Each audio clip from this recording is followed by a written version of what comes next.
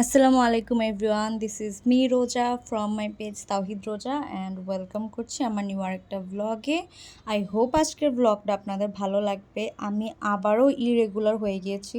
আসলে আমি কবে ইরেগুলার ছিলাম? এনিওয়েজ, আমি সকাল থেকে পরোটা বানানো থেকে আমার ভ্লগ স্টার্ট করছি অ্যান্ড এখানে অনেক দিনের ভ্লগস আছে, অনেক ক্লিপস আছে যেগুলা আলাদা আলাদা দিনে নেওয়া, বাট ওগুলা আমি সেদিনের পর মানে জাস্ট ওই ক্লিপটাই ওই দিন নিছি, তো সবগুলো ক্লিপস একসাথে এই ভ্লগটার মধ্যে আমি অ্যাড করে দিছি। কারণ হচ্ছে আই ডোন্ট নো ওগুলা এভাবে পড়ে থাকবে না। আমি আসলে এত কষ্ট করে ওই ক্লিপসগুলো নিছি, ওগুলা জাস্ট ভেস্তে যাবে, এজন্য আমি আর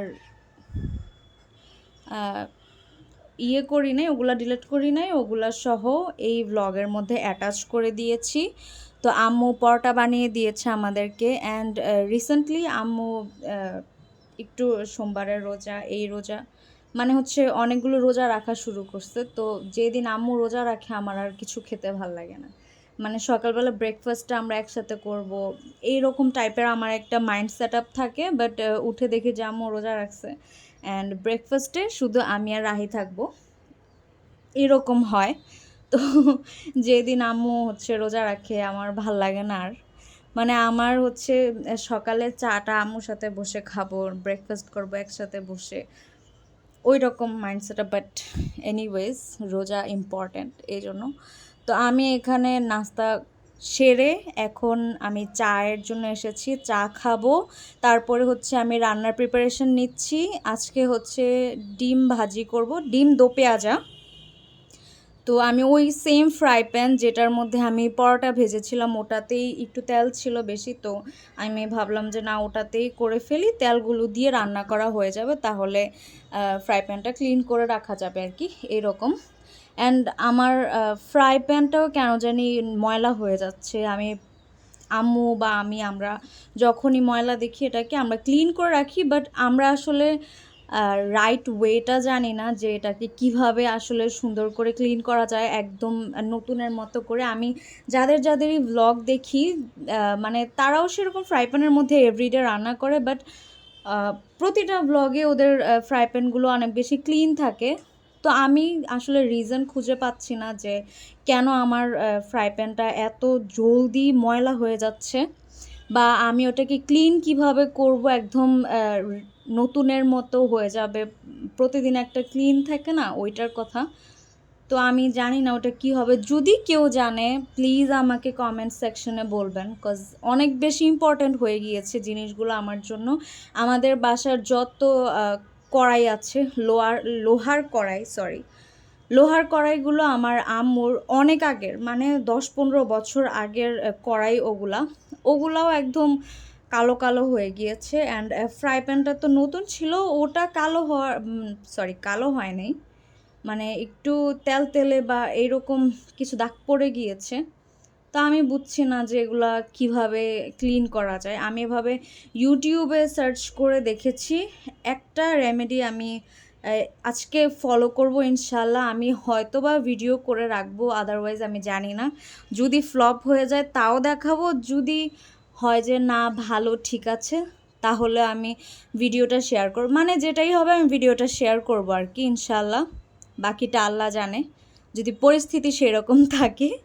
তো আমি এখানে সেদিন হচ্ছে আমাদের ফ্রিজে আম্মু বললো যে একটু চিংড়ি মাছ আছে, তো তুমি ওগুলা দিয়ে, আলু কেটে দিয়েছিল আমাকে, ওগুলা দিয়ে ভাজি করে নাও। অ্যান্ড সেই দিনের লাঞ্চটা আমরা আসলে লাঞ্চের টাইমে লাঞ্চ করি নাই, আমরা ইভিনিংয়ের স্ন্যাক্সের টাইমে লাঞ্চ করছিলাম সেদিন। কিছুদিন হচ্ছে রাহির যেহেতু স্কুলটা লেটে ছুটি দেয়, তো আমাদের লাঞ্চ করতে করতেও লেট হয়ে যায়। তো সেদিনও সেরকমই ছিল, সন্ধ্যায় আমরা লাঞ্চ করি।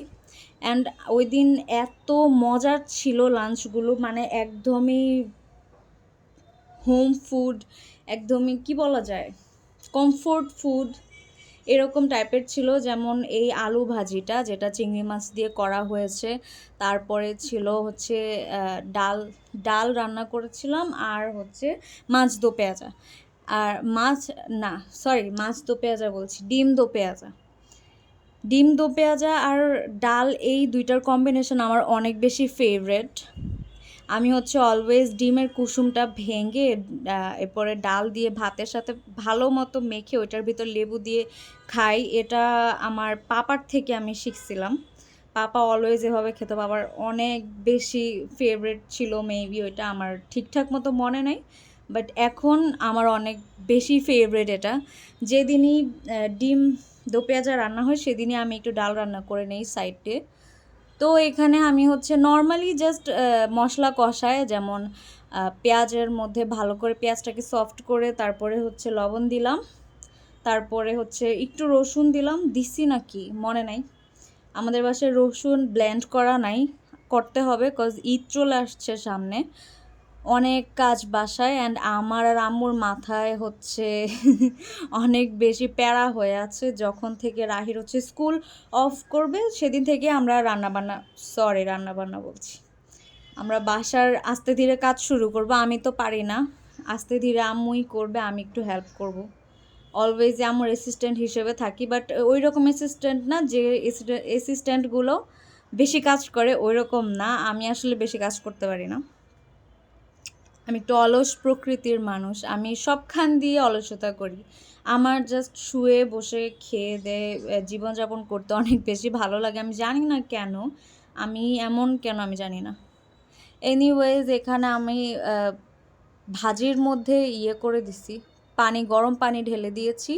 অ্যান্ড এইখানে হচ্ছে রান্না বান্নার পরে কিচেনের অবস্থা ক্লিন ছিল, বেশি ক্লিন করা লাগে না, বেশি কষ্ট করা লাগে না, জাস্ট ডিশেসগুলো ছিল ওগুলো ক্লিন করলাম, কিচেনটা আবার একটু সাবান দিয়ে মেজে ঘষে পরিষ্কার করে কাউন্টারটা ফ্রেশ করে নিলাম, দ্যাটস ইট। সেদিনের জন্য কাজ অতটুকুই ছিল। অ্যান্ড প্রতিদিন আমার রুটিনের মধ্যে কাজগুলো সেরকমই থাকে, সকালে উঠে ব্রেকফাস্ট করো, দেন রান্নাবান্না, আর দুপুর পর্যন্তই আমার যতটুক, যদি আমি বিজি থাকি শুধু দুপুর পর্যন্তই বিজি থাকি বা বিকাল পর্যন্ত, তারপর থেকে আমার আর কোনো কাজ থাকে না, মানে অলস টাইম কাটানো হয় আমার।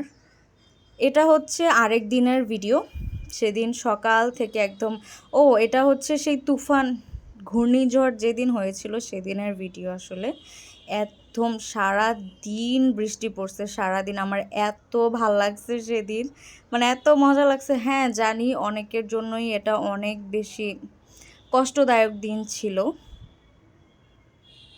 মানে আমরা হচ্ছে চার দেয়ালের মাঝখানে আছি, আমরা অনেক আরামে আছি আমরা আসলে বলতে পারি, বাট যারা বাহিরে থাকে, রাস্তার পাশে থাকে, তারা কতটা কষ্ট করছে এই দিনগুলোতে, আসলে ভাবলে দুনিয়াটা কিছুই মনে হয় না।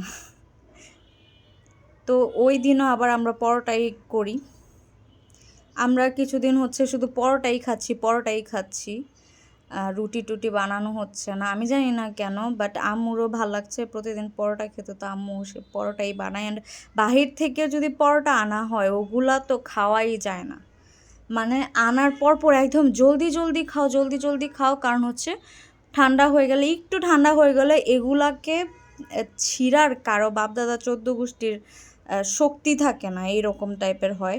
মানে আমি বুঝি না, ওরা মানুষ খাবে সেরকম অ্যাবিলিটি তৈরি করতে হবে তো এই পরোটাগুলোর মধ্যে না।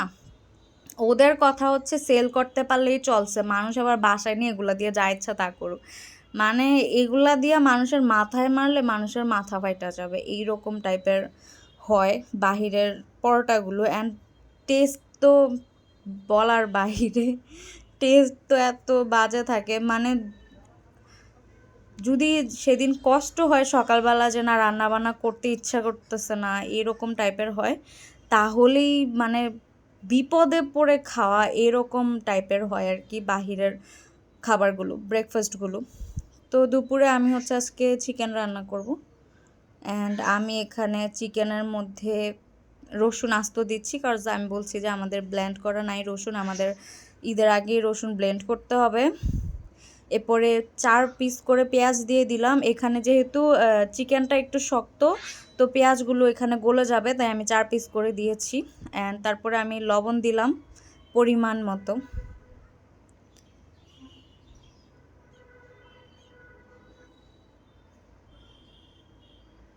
আর প্রতিদিনের হচ্ছে সেম রুটিনে আমি একটু না অনেক বেশি ইরিটেটেড হয়ে গিয়েছি, মানে আমার দিনগুলো একটু চেঞ্জ করা প্রয়োজন এরকম মনে হচ্ছিল আমার, মানে একটু ঘুরতে যাওয়া, একটু মাইন্ড ফ্রেশ করা এরকম ফিল হচ্ছিল। কজ অনেক মাস হয়ে গিয়েছে আমি ঘুরতে যাইনি, বেড়াইতে যাইনি কোথাও, এরকম টাইপের, মানে এত বিরক্ত হয়ে গেছি আসলে। প্রতিটা মানুষই রেগুলার লাইফ থেকে একটু সরে নিজের জীবনটাকে একটু স্পেন্ড করা ভালো, কারণ হচ্ছে না হলে রেগুলার লাইফটা অনেক বেশি বিরক্তিকর হয়ে যায়। যেই কাজগুলো আমাকে করতেই হবে, মানে না করলেই না, যেমন রান্না বান্না না করলে তো খেতে পারবো না, বাসা পরিষ্কার না করলে অপরিষ্কার থেকে যাবে, বাসা কেমন লাগবে, এই জিনিসগুলো করতে হলে আসলে নিজেকে ফ্রেশ রাখতে হবে, নিজের মাইন্ডকে ফ্রেশ রাখতে হবে। প্রতিদিন যদি সেম কাজ করা শুরু করি তাহলে কিন্তু মাইন্ড ফ্রেশ থাকছে না, বিরক্ত হয়ে যাচ্ছি আমি আমার লাইফ থেকে, তখন কেমন লাগবে সেটা তো জাস্ট কি বলবো, আমার মতো মানুষরাই বুঝবে। এনিওয়েজ, এখানে হচ্ছে আমার কষানো হয়ে যাচ্ছে, আমি চুলা অন করে দিয়েছি, তারপরে এখানে আমি গরম পানি দিচ্ছি। এরকম তরকারিতে, এরকম না, প্রতিটা তরকারিতেই গরম পানি দিলে তরকারির টেস্টটা আরও বেশি বেড়ে যায়। আমি জানি না কেন, এটার কী রিজন, বাট আমি গরম পানি দেওয়াটা এখন প্রেফার করি। একটা চুলার মধ্যে হচ্ছে রান্নাটা বসি, আরেকটা চুলার মধ্যে গরম পানি করে নেই। শুধু আমি ভাত রান্না করার টাইমে গরম পানি করতে পারি না, কজ হচ্ছে ভাতগুলো মানে চালগুলো ভিজিয়ে বলতেছে, চালগুলো ধুয়ে দেওয়ার টাইমে হাতের মধ্যে গরম পানিটা পড়ে, সেটা আমার বিরক্ত লাগে। এই জন্য আমি আর ভাতের টাইমে করি না, গরম পানি করি না। আর এখানে হচ্ছে আমার মুরগি অলমোস্ট কষানো হয়ে গিয়েছে, আমি আরেক স্টেপ পানি দিব, তারপর হচ্ছে এটার সাথে আমি আলু অ্যাড করব। আমার সেদিন মনে হচ্ছিল আজকে মেবি মুরগির মাংস হবে না, গলবে না, কারণ হচ্ছে আম্মু বলছিল 3বার পানি দিতে, আমি 2বার পানি দিছি। বাট হ্যাঁ, 2বার পানি দিছিও যে পাতিল পুরায় গরম পানি দিছি 2বার, তো সেজন্যই আমার মুরগিগুলো নরম হয়ে গিয়েছে।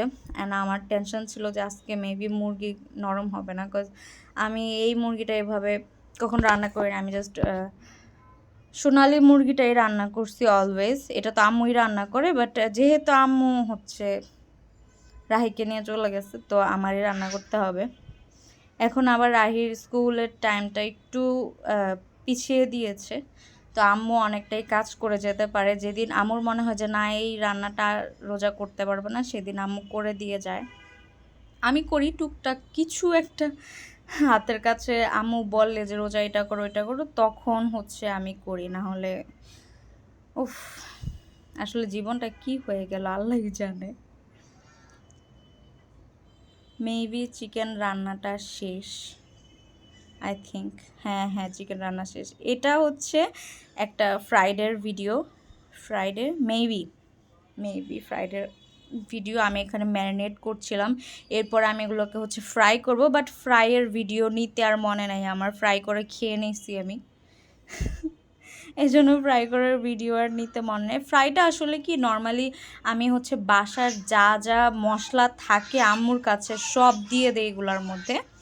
তো ফ্রাই করার আগে উপরে যে কোটিংটা থাকে ওটা আমি ইউজ করি হচ্ছে প্লেন ময়দা, তারপরে ওটার মধ্যে আমি একটু মাংসর মশলা দেই, আম্মুর যে মাংসর মশলাটা আম্মু বানায় ওইটা, আর হচ্ছে মরিচ দেই, গুঁড়া মরিচ আর লবণ, এই 3-4টা ইনগ্রেডিয়েন্টস দিয়েই আমি হচ্ছে বাহিরের কোটিংটা তৈরি করে নেই। তো ম্যারিনেটটা আমি দুপুরবেলায় করে ফেলছি, কারণ হচ্ছে সন্ধ্যার দিকে আমরা ফ্রাই করে খাবো, তো কিছুটা সময় ম্যারিনেট করে রাখলে ভালো আর কি। তো আমি এখানে হাফ লেবু চিপে দিচ্ছি, তারপর হচ্ছে বাসার যেই মরিচ, এরপরে দিয়ে মাংসর মশলা, রসুন, আদা, এরকম ব্লেন্ডিং যে সব কিছু দিয়ে আমি এখন একটা মাখানি দিব। অ্যান্ড এখানে আপনারা হচ্ছে সস, সয়া সস এগুলো অ্যাড করতে পারেন, বাসায় যদি এক্সট্রা সস থাকে ওগুলো, তাহলে ফ্লেভার আরও বেশি মজার হবে। অ্যান্ড আমি এখন ভাবছি যে নেক্সট আমি হচ্ছে ওই যে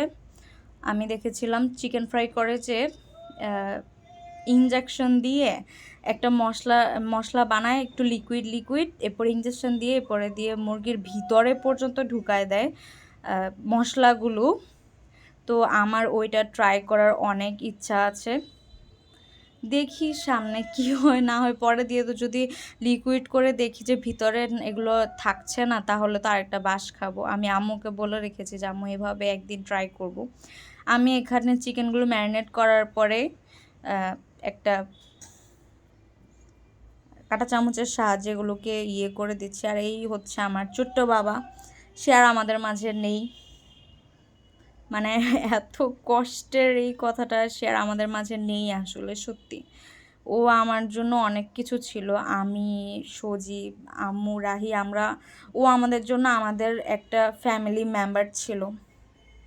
এতটা কাছের হয়ে গিয়েছিল। ও কিন্তু একদমই ইন্ট্রোভার্ট টাইপের। ও এত বেশি মানুষের সাথে মিলামিশা বা কারো কোলেও যেত না, এরকম টাইপের। বাট আনফর্চুনেটলি ও আর আমাদের সাথে নেই। এ কথাটা বলতে মানে অনেক বেশি কষ্ট। ওকে আর আমরা কখনো দেখতে পারবো না, ও মাটির নিচে শুয়ে আছে এরকম। তো এই হচ্ছে আজকের সব কিছু, আজকের ভিডিও। সবাই ভালো থাকবেন, সুস্থ থাকবেন, আমার জন্য বেশি বেশি দোয়া করবেন। অ্যান্ড ভিডিওটা ভালো লাগলে লাইক করে দিবেন। আল্লাহ হাফেজ।